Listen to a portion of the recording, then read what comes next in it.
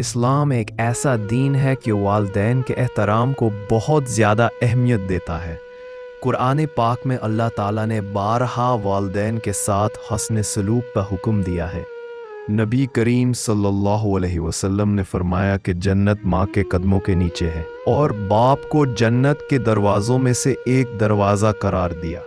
لیکن افسوس کا مقام ہے کہ آج کے دور میں اولاد کی طرف سے والدین پر ظلم عام ہوتا جا رہا ہے۔ ظلم کی مختلف صورتیں آج بہت سے گھروں میں یہ منظر عام ہے کہ جیسے ہی اولاد جوان ہوتی ہے وہ والدین کو بوجھ سمجھنے لگتی ہے، ان سے سخت لہجے میں بات کی جاتی ہے، ان کے جذبات کو نظر انداز کیا جاتا ہے اور بعض صورتوں میں انہیں بے عزت بھی کیا جاتا ہے۔ کئی اولادیں والدین کو تنہائی کا شکار بنا دیتی ہیں۔ وہ اپنی زندگی میں اتنے مصروف ہو جاتے ہیں کہ والدین کا حال تک پوچھنا بھول جاتے ہیں۔ کئی اولادیں شادی کے بعد والدین کو نظر انداز کر دیتی ہیں، اور اگر ساس یا سسر ان کے شریک حیات کو کچھ کہہ دے تو اولاد ان کی حمایت کے بجائے والدین کے خلاف ہو جاتی ہے۔ بعض اوقات یہ ظلم مالی لحاظ سے بھی ہوتا ہے۔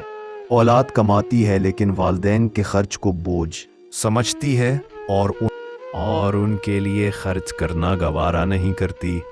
دینی نقطۂ نظر قرآن مجید میں اللہ تعالیٰ نے فرمایا ہے کہ اس کے سوا کسی کی عبادت نہ کرو اور والدین کے ساتھ حسن سلوک کرو۔ اگر ان میں سے کوئی ایک یا دونوں بڑھاپے کو پہنچ جائیں تو انہیں اف تک نہ کہو اور نہ انہیں جھڑکو، بلکہ ان سے ادب سے بات کرو۔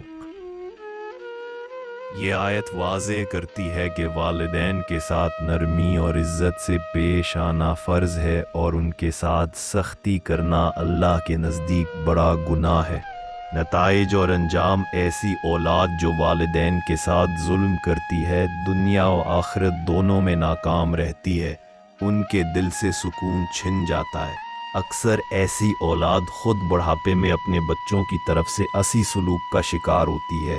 جو انسان اپنے ماں باپ کے ساتھ برا سلوک کرتا ہے اللہ تعالیٰ اس کی زندگی سے برکت ختم کر دیتا ہے۔ ہمیں چاہیے کہ ہم والدین کو زندگی کے ہر موڑ پر عزت دیں، ان کی خدمت کریں، ان کی دعائیں لیں، ان کا دل نہ دکھائیں، کیونکہ ان کا دل دکھانا دراصل اللہ اور اس کے رسول صلی اللہ علیہ وسلم کی نافرمانی ہے۔ نتیجہ: اولاد کا والدین کے ساتھ ظلم ایک سنگین گناہ ہے۔